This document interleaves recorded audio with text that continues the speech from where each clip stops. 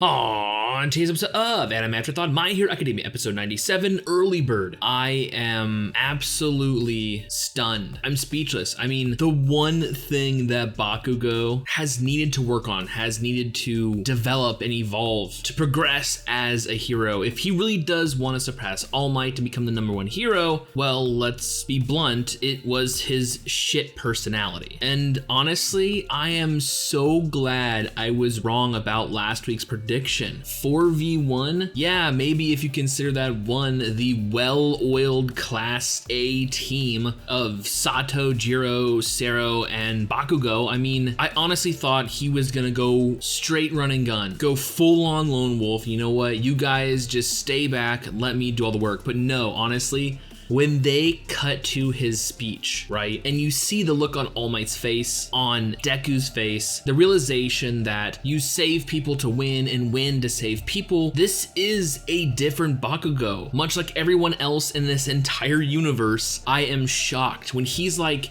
when you guys are in trouble, I will come to save you. Cutting back after he gets a little bit more action in, and when I'm in trouble, you guys make sure to come to save me. This is a huge step forward. I mean, maybe it's All Might losing One for All. Maybe it was him being kidnapped or attacked multiple times by all the villains. Hell, maybe it was his stint playing kindergarten cop with the super-powered grade schoolers. Or it could be the realization that in the future world, the person who he has immense feelings towards, anger, frustration, inferiority, the man who he sees as his rival, Deku will have a lot on his plate, a heavy burden to carry. Maybe he's stepping up to take some of that weight off his shoulders. Whatever sparked this newfound Bakugo, I am so glad it happened. Honestly, like I said, I was shocked as soon as I saw him team up, and just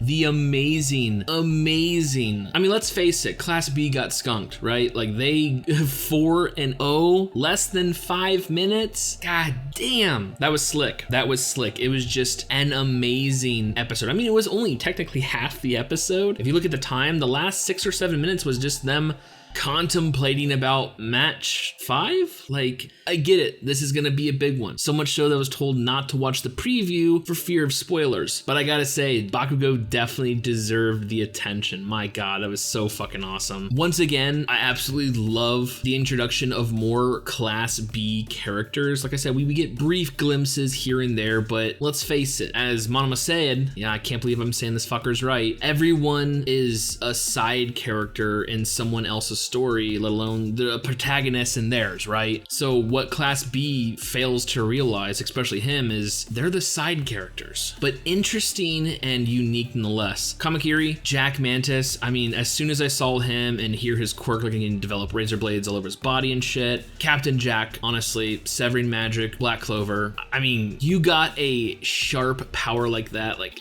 Jack the Ripper / Mantis. I mean, it pretty much goes hand in hand. Bondo, that was fucking hilarious. If you guys don't know what Bondo is, it's basically a putty that's used to fill holes in metal, basically cars, and he literally secretes glue and can control how fast it dries. Like, that's all right, that's fucking clever, I'll give you that. Now, I specifically remember Welder. Now, he's the one that actually played a pivotal role back in, you know, the Wild Wild Pussycats arc. He actually welded one of Yairozu's tracking devices she was able to create on the fly to one of the Nomus that, you know, went through the gate, right? So they were able to track where Bakugo was taken. So I definitely distinctly remember his, you know, his character. And last but not least is another stunning Class B female. This time it is Lizardy. Now, Setsuna has the ability to bifurcate her body into 50 pieces, each one being able to move and even levitate. It's basically the chop fruit minus the need to have one's feet on the ground. Plus, you know, the ability to actually regenerate them if they're destroyed. So Chop 2.0. I did love this. I mean, this has a lot of potential. That'd be really badass to see this in a full-on villain fight. But yeah, I gotta give, you know, credit where credit's due, and Sarah was just attaching one of those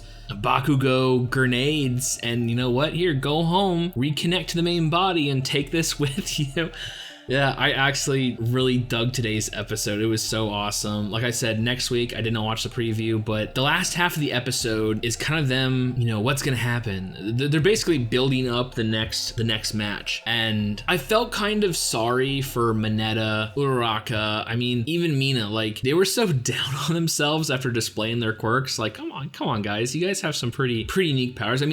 Even Mineta came in clutch during the very first arc against the villains that invaded the UA training facility. It's not the quirks themselves, but how you utilize your power. And when we're talking about strategies and future plans, while we haven't seen him, at least from my recollection, in a true leadership type role, right? Fundamental understanding, dissection, recreation, and just overall knowledge of quirks, you can't have anyone better than Midoriya. Like, this dude is a walking, talking encyclopedia that's constantly updating his database. He's basically Wikipedia of quirks, right? Who else would be better to figure out how to take these three abilities, the acid, gravity, and even purple sticky balls, mix that with his own abilities and turn it into a genius plan?